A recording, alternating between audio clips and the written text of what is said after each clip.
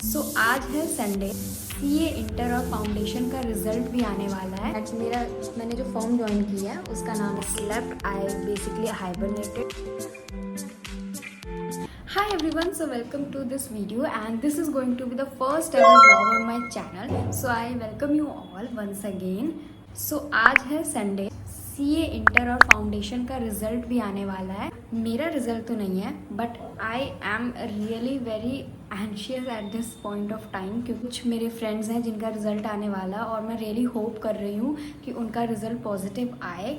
Moment को फिर से जी रहे हो तो फिर आपको वो अपने फ्लैशबैक्स आने लग जाते हैं, तो ऐसा लगता है कि यार एक टाइम था जब हमारा भी रिजल्ट आ रहे थे और हम इतने ज़्यादा ऊपर मतलब वो फीलिंग बताना बहुत ज़्यादा डिफ़िकल्ट होता है। तो आई रियली होप कि आप सबका रिज़ल्ट, जिन्होंने भी हार्डवर्क किया था, जिन्होंने भी मेहनत की थी, उन सबका रिज़ल्ट पॉजिटिव आए। आप नेक्स्ट स्टेप ऑफ जर्नी में एंटर करो, बहुत अच्छे से पढ़ाई करो, जिसने अपना बेस्ट दिया था उन सबको उसके हिसाब से उनका रिज़ल्ट मिले। टॉकिंग अबाउट माई सेल्फ, मैंने अपनी आर्टिकलशिप ज्वाइन कर ली है अभी। मैंने अपना अटैम्प्ट Jan 25 में दिया था। जो मेरा पहला इंटरमीडिएट का अटैम्प्ट बना था वो November 23 था, जो कि अनफॉर्चुनेटली क्लियर नहीं हो पाया था। फिर मैंने अपना फर्स्ट ग्रुप May 24 में दिया था, जो कि क्लियर हो गया था। फिर मैंने सितंबर वाला स्किप किया और जनवरी में अपना ग्रुप 2 दिया, जो कि क्लियर हो चुका था।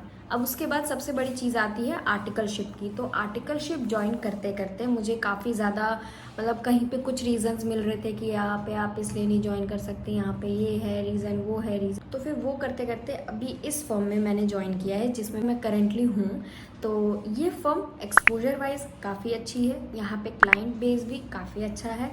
स्टाइपेंड तो हमें कहीं नहीं मिलनी होती ढंग की, तो उसको तो वो फैक्टर हम एक्सक्लूड करके चलते हैं। And the environment I am in right now, the team I am in right now is also good. So उस चीज़ की भी दिक्कत नहीं है। तो मुझे फर्म ओवरऑल ऐसे अच्छी लगी, तो मैंने सोचा ठीक है यहीं पे कंटिन्यू करते हैं। मेरे पास कोई और ऑप्शन भी नहीं था। जो ड्यू डेट थी वो पास आ रही थी और उसकी वजह से अगर मैं उसके बाद करती तो मेरा अटेम्प्ट शिफ्ट हो जाता। मेरा घर अभी रेनोवेट हो रहा है, तो दिवाली से पहले वाला जो रेनोवेशन होता है वो चल रहा है, तो आपको थोड़ा बहुत अगर शोर आएगा तो काइंडली मैनेज इट। एनीवेज, या वन मोर थिंग दैट मैंने जो फॉर्म ज्वाइन किया है उसका नाम है GSA and associates. It is in house खास। तो मैंने इंटरनल ऑडिट चूज़ किया था। तो मैं जिस दिन फर्स्ट डे अपने ऑफिस गई, वहाँ पर इंटरनल ऑडिट टीम के जो पार्टनर हैं उन्होंने मुझे बोला कि आप कल से इस क्लाइंट पे जाना, और वो क्लाइंट बल्लभगढ़ में ऑलमोस्ट पड़ता है इफ़ यू नो। तो लगभग 1 to 1.5 वीक हमें बल्लभगढ़ जाने को मिला। एंड उस टाइम पे जो Q4 होता है उसकी एंडिंग चल रही थी, वहाँ पे रिपोर्ट फाइनलाइज करने थे, कुछ थोड़े मोड़े काम थे, तो वो काम फिनिश करना था। तो मेरे सीनियर सब वहाँ पर उस काम में लगे हुए थे एंड बीच बीच में मेरे को कुछ चीज़ें सीखने को मिल रही थी, कुछ बहुत माइनर सी चीज़ें थी। तो अभी फ़िलहाल जो भी काम मुझे सिखाने को वो दे रहे थे, मुझे वो सीखना होता था। And the policies, the statutory compliances, the checklist, मुझे ये सब पढ़ने को मिल रहा था। तो 1 से 1.5 हफ्ते मेरे यहाँ निकल गए थे। उसके बाद मेरे जो इंटरनल ऑडिट टीम के मैनेजर थे उन्होंने बोला कि अब हम ऑफिस जाएंगे और वहाँ जाके जो भी अपनी रिपोर्ट है उसको फाइनलाइज करेंगे। देन उसके बाद हमने लगभग 1 हफ्ता, पिछले मंडे से इस मंडे तक हम पूरा ऑफिस में रहे थे और वहाँ पर हमने जो भी छोटे मोटे काम होते हैं वो सब किए थे। मेरे सीनियर्स ही बेसिकली काम कर रहे थे, मेरे पास इतना कुछ था नहीं करने को।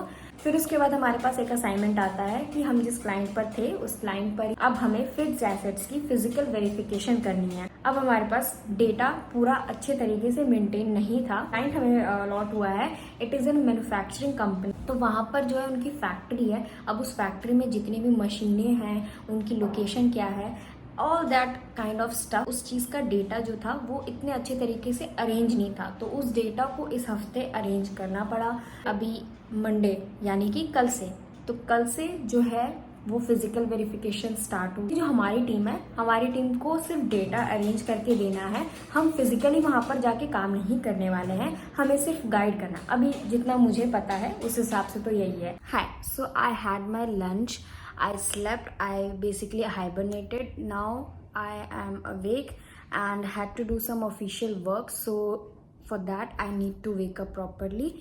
तो let's make a coffee, let's start the work.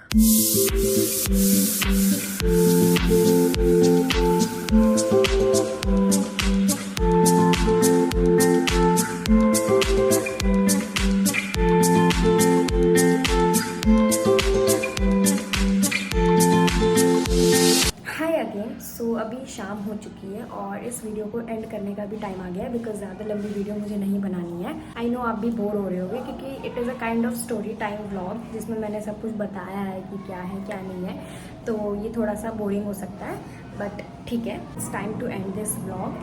And अगर आपने वीडियो को यहाँ तक देखा है तो do like, share and comment, also subscribe the channel. अब काफ़ी सारी चीज़ें इस चैनल पे आने वाली हैं, तो काइंडली सब्सक्राइब इट। इतनी तमीज़ से बोल कर लो और मिलते हैं जल्दी। Okay, bye.